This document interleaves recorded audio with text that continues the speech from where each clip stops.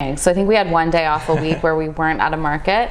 And it was pretty full on. It's a lot of work, the setting up, the, constantly talking to people. And it can be discouraging, especially if it's pouring rain. So we really had there's nobody at the market. Yeah, exactly. You still have to be there. And we were really persevering through those first 6 months, I think. But it was a really important time for our business because, as I mentioned, we learned so much about what works and what doesn't, what people want, and it also presented opportunities that kind of led us in the direction where we are now, which is working more with businesses and selling online. And also now we're entering retail. So I feel like it was kind of the first stepping stone, but it's hard work. I mean, now I'm on the other side. We don't do very many markets anymore, and whenever I go, I always want to just support them because I know how much work goes into setting up and being there.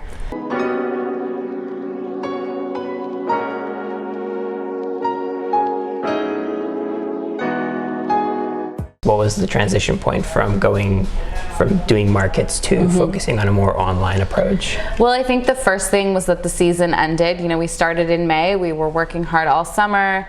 It was around October time, I guess, all the markets were closing down, and we had both quit our jobs, wanted to do this full time, so we needed to find other avenues to make money, and we reached out to a few local cafes who we thought, hey, their tea program could use a little improving, and turned out we ended up finding a really profitable and great recurring revenue model and ended up just partnering with I think we had about 10 cafes in our first few months, and now we work with close to 400 across Canada. Wow. So it literally sounds like it was a chance thing, like the farmers market season was coming to an end and you needed to reinvent yourself. Yeah, a little bit. To keep the business going. For sure. And we did have a few people reach out to us and inquire about selling our teas at their cafe, and it was a light bulb moment. Hey, this is a good idea.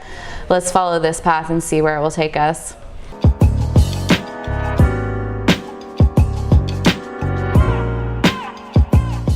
How long did it take from the point that you had this idea to importing your first batch of tea?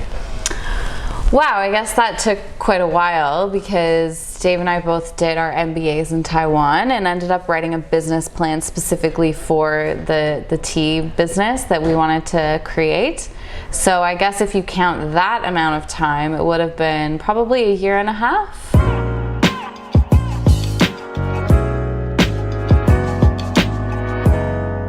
Now, entrepreneurship is often described as a roller coaster of big ups and potentially even bigger downs. Have you had a significant low along the way, and what did it look like? I would say I would definitely agree with that roller coaster of emotions. I think when you're an entrepreneur, the wins are really exciting and the losses, you take it really personal, even though it's just business. And I think the longer I've been doing this, I've been able to take things less personally. For a specific example, nothing's jumping out at me, but definitely just there's low times where, sales are a bit slower than you'd like them to be, and you kind of wonder, am I doing the right thing? Should I just be getting a 9-to-5 like all my successful friends who can afford to buy a house and I can't? So, it's a challenge, but it's a long game, I think, when you're an entrepreneur, and we've just got to keep going, and the rewards are so much greater at the end of the day, and we feel really proud about what we've been able to accomplish, and I feel confident in the direction we're going and where we're going to take the company. It sounds like potentially low is really sometimes a mental low in terms of what you're thinking of where you are and versus where you would like to be. Yeah, absolutely. It's all in your mind, and you do build things up, and sometimes you can't sleep at night because you're worried about a sale that didn't work out or something so trivial. But I think if you're able to kind of step back and separate the two a little bit, then it makes it makes running your business a lot easier. Right.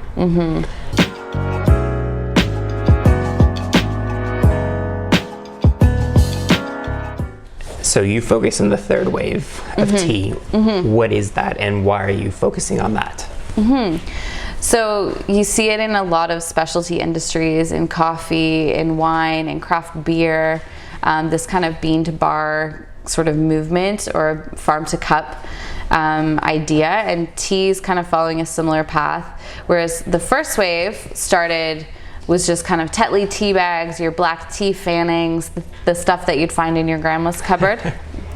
And the second wave of tea is loose leaf tea, so a step up in quality whole leaf tea, but a lot of focusing on flavors that are added or herbal blends, not actually the tea itself.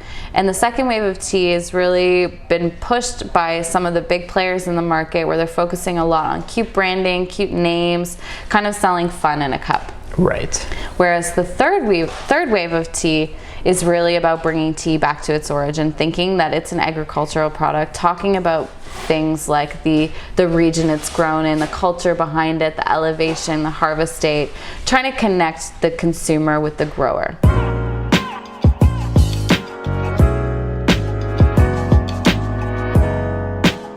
What's the most useful thing that you've learned during your MBA? The most useful thing, I think the MBA is quite general in its nature, because you're sort of looking at all parts of the business. So I think just when I started the MBA program, I didn't really know what to expect, to be honest, but I think it just changed my way of thinking about business and sort of being more aware of everything. Everything is a business. So now, you see just a billboard, and I'm just looking at that in a different way, thinking about, the ad spend that went into that and the marketing message that the business is trying to convey. So I think just kind of changing your mindset on how you view the world and how to run a business. And it sounds like it was particularly maybe different to you coming from a science background as well. Yeah, it was all new for me. Because it gave you that foray into the business world. Exactly. Kind of got little tidbits of everything. But I must say, I've learned a lot more about business, starting a business, than I did from the MBA program. I would hope so. That makes sense. Yeah.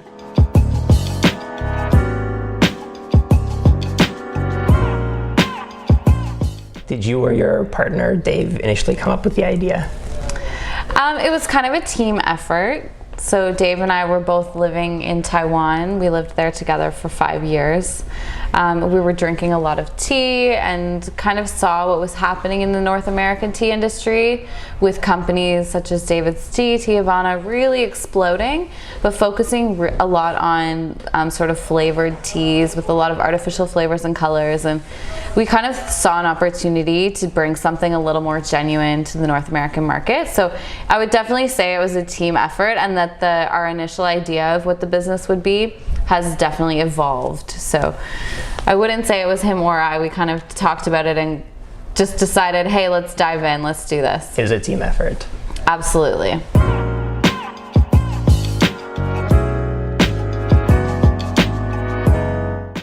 Entrepreneurs often talk about how they're running their businesses is like looking after their kids. So as a mother and as an entrepreneur, how does growing a business compare to raising kids? Well, definitely, I would say Genuine Tea was my first baby. We started our business, and you dive right in. It's all encompassing, just like having a baby. So we had our child 18 months ago, little Jacob. Congratulations. Thank you very much. And it's been, obviously you're just constantly worried about them, thinking about them. And it is very similar. Both the baby and the business, and especially when you're trying to do both at the same time, it's even more challenging. I didn't have maternity leave. I was working, 2 weeks after giving birth, so it was definitely a balancing act. And they are very similar in that you're just constantly worried and concerned about them.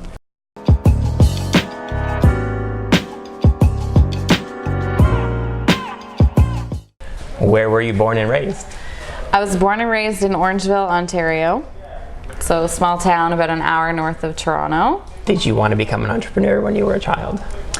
I didn't, but looking back on my life, I think I've always been kind of driven by entrepreneurial things without really realizing that was something I wanted to do.